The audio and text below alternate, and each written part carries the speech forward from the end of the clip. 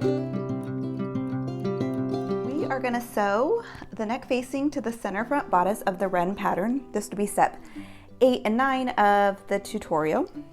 So what we're going to do first is to take the neck facing center front edge, it's this short little edge here with the folded hem, and pin it right sides together right at the corner of the top of the neckline bodice. So right here we're just pinning the little edge that is the center front of both, and we're going to stitch at 3/8 of an inch from the top neckline all the way to the hem. The first part will just attach the facing to the center front, and the additional stitch line will help give us a folded edge. So here we are going to sew at 3/8 of an inch. Remember to always start back stitch when you start and stop. You've attached the facing to the center front, and we're going to continue our stitching at 3/8 of an inch all the way down to the hem. Now we're going to go over to the ironing board and press the seam towards the bodice, as well as the fold guide here all the way down to the hem. After we've attached the facing to the center front and the seam allowance is pressed towards the center front, lay your garment with the right sides up, and now we're going to line up the facing to the neckline.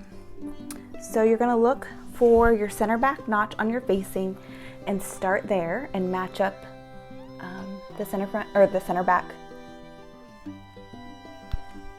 and then you can work your way around to the shoulder seams, and you will see that naturally the center front is going to want to fold back right at the edge where the fusible ends. There's a notch right there. There's also a second notch that matches up with this seam. So just take your time, pin all the way around the neckline, and I will come back after pinning and sew the neckline.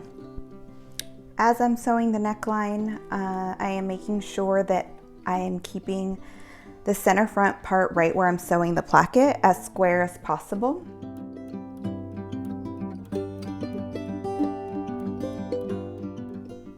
Now that I'm done sewing the neckline, I'm going to trim the seam allowance to half. After trimming the neckline, we're going to understitch the facing. We're going to open the neck facing and press the seam allowance kind of with your hand and fingers towards the facing, and we understitch by stitching about 1/16 inch away from the seam. So I won't be able to get all the way to the corner, but I get as close as I can. So as I go around, I continue to sew and make sure the seam allowance is pressed towards the facing.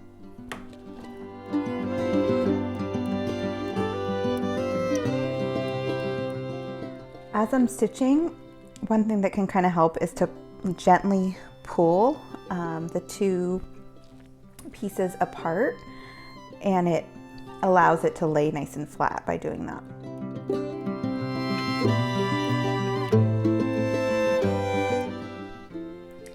After you're done understitching your facing, you're going to want to turn your corners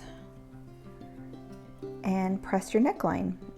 Understitching is really helpful for keeping your facing rolled to the inside of your neckline, so I recommend not skipping this step because you'll really be happy with the result. Here I have pressed the facing towards the inside of the garment and pinned it in place. I'm going to take it over to the sewing machine. I'm going to sew from the wrong side up, so you can see here there's a dart. This is the wrong side of the fabric with the facing on the inside.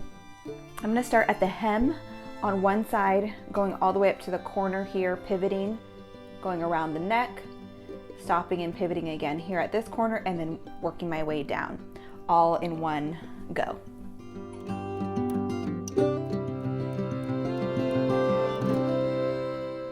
Once I get to the corner, I'm stopping, raising my presser foot, and pivoting around.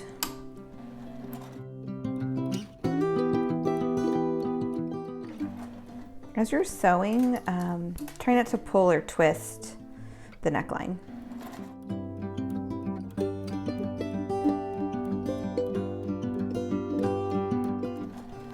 As I come back around, I'm going to do the same, put my needle down, pivot, and come back down to the hem.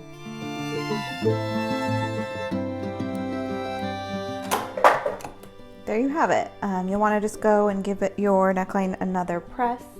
And this video just took you all the way through step 11 in the Wren tutorial.